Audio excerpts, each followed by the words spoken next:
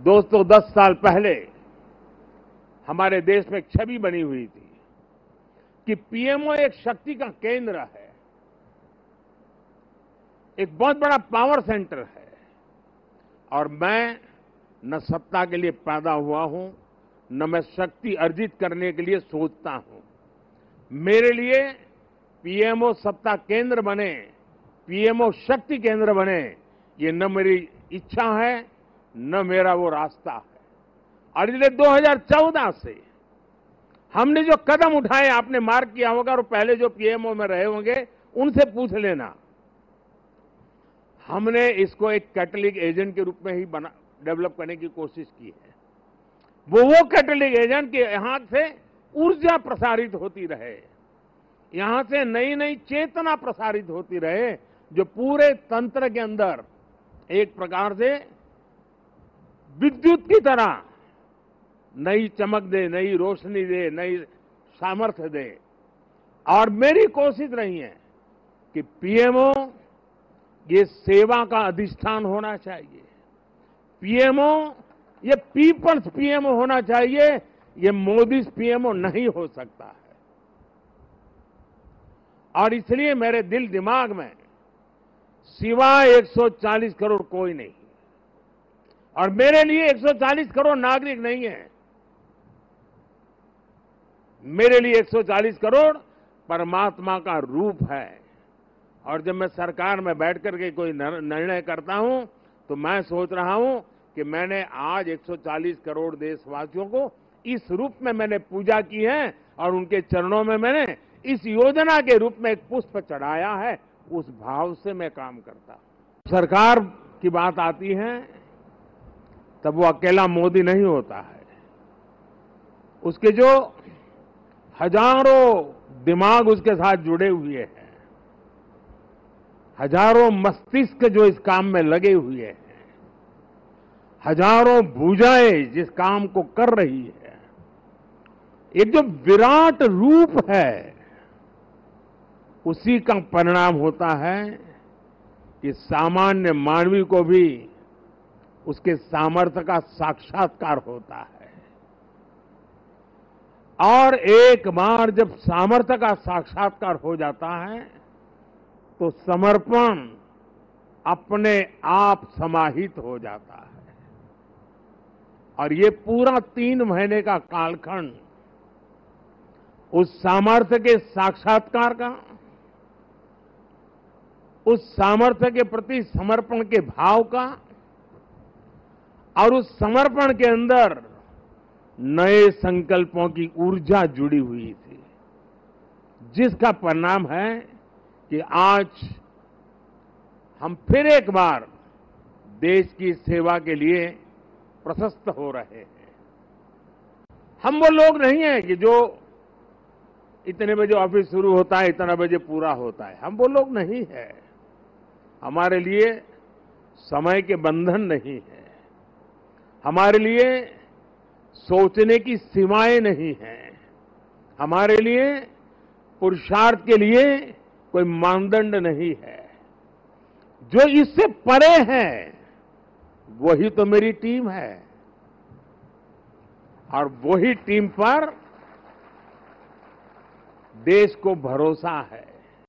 साथियों, 10 साल में बहुत सारे लोग आप में से होंगे जो 10 साल से मुझे जेल रहे हैं, कुछ लोग हैं जो शायद अब जेलना शुरू करेंगे, कुछ लोग होंगे साहब बहुत हो गए, अब कहीं और जाए तो अच्छा होगा। जो जाना चाहते हैं उनको मेरी तरफ से शुभकामनाएं हैं। आपने इतना किया इसलिए धन्यवाद है।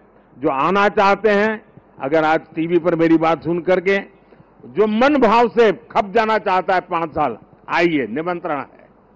और हम मिल करके दोस्तों एक ही लक्ष्य, नेशन फर्स्ट, एक ही इरादा, 2047 विकसित भारत। और मैंने पब्लिकली कहा है, मेरा पल पल देश के नाम है। और मैंने ये भी वादा किया है देश को, 24/7 फॉर 2047। मुझे वो टीम से अपेक्षाएं हैं। मैं मेरी टीम से चाहता हूं और उसमें भी मैंने मिला हुआ काम समय से पूरा कर दिया, मुझे मिला हुआ काम गलती के बिना कर दिया। मैं समझता हूं अच्छी चीज है, लेकिन परिपूर्णता नहीं है। मैंने उसमें वैल्यू एडिशन क्या किया? मैंने पूरा किया, लेकिन ज्यादा अच्छे से पूरा किया। मैंने पूरा किया, लेकिन आगे अब किसी के सर पे बोझ नहीं रहेगा, इतना मैंने करके रखा है। अगर हमारा भाव है, हर चीज में वैल्यू एडिशन, हर चीज में क्वालिटी अपग्रेडेशन, तो मुझे पक्का विश्वास है दोस्तों कि हम 5 साल के भीतर भीतर जिस सपनों को और संकल्प को लेकर के चले हैं, उसको हम परिपूर्ण कर सकते हैं। 10 साल का मेरा अनुभव है, जो तय किया उसको हम करके रहे हैं। तय भले मोदी ने किया, लेकिन करने वाले आप हैं, करके रहे हैं। हम सब मिलके करके रहे हैं। हम सबकी सामूहिक शक्ति का परिणाम है कि हमने एक कैटेगरी एजेंट के रूप में इसको काम किया है। आपको बहुत से लोग मिलेंगे व्यक्तिगत जीवन में, और खास करके टीन एज ग्रुप के जो लोग होते हैं, उनसे अगर बात करेंगे, अगर उस समय क्रिकेट की सीजन चलती है तो उसका मन करता है यार एक अच्छा क्रिकेटर बन जाओ। दिमाग में रहता है यार क्रिकेटर बन जाना है। एक अच्छी मूवी बड़ी पॉपुलर हो गई तो फिर मन में करता है यार ये फील्ड अच्छा है, मैं एक्टर बन जाऊं, मैं इसमें चला जाऊं। उसी समय मान लीजिए चंद्रयान की घटना घटी है तो उसको लगता है यार ये फील्ड बहुत अच्छा है, साइंटिस्ट बन जाओ। और मान लीजिए 2 महीने के बाद क्रिकेट मैच आ गई तो उसको लगता है यार साइंटिस्ट वाला तो जरा मेहनती है, अच्छा करो अपन क्रिकेट वाला हो जाए।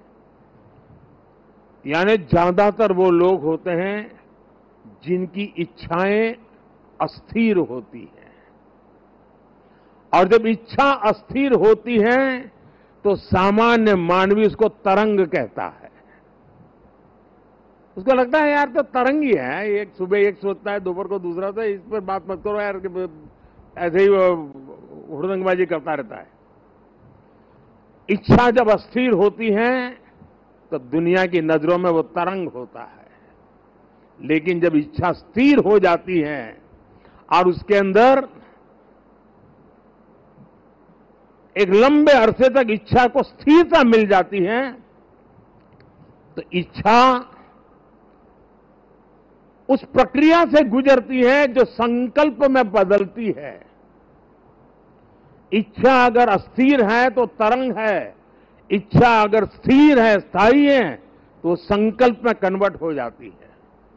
और संकल्प के अंदर जब परिश्रम की पराकाष्ठा जुड़ जाती है, तब जाकर के सिद्धि प्राप्त होती है। और जीवन के हर काम को हम उस दिशा में देखना चाहिए। इच्छा प्लस स्थिरता इज इक्वल टू संकल्प, संकल्प प्लस परिश्रम इज इक्वल टू सिद्धि।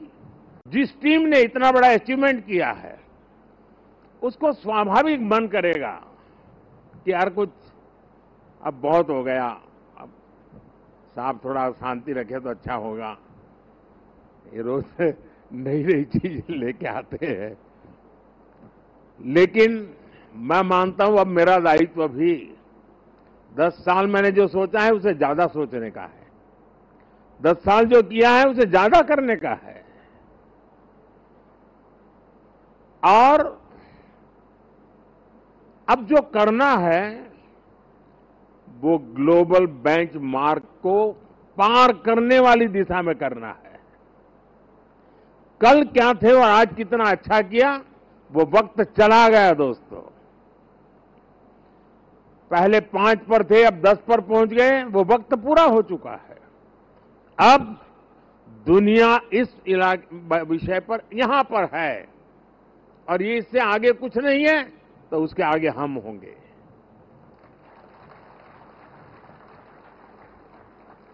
जहां कोई नहीं पहुंचा, वहां हमारे देश को हमें पहुंचाना है। और व्यक्ति के जीवन में हो, समूह का जीवन हो या राष्ट्र का जीवन हो,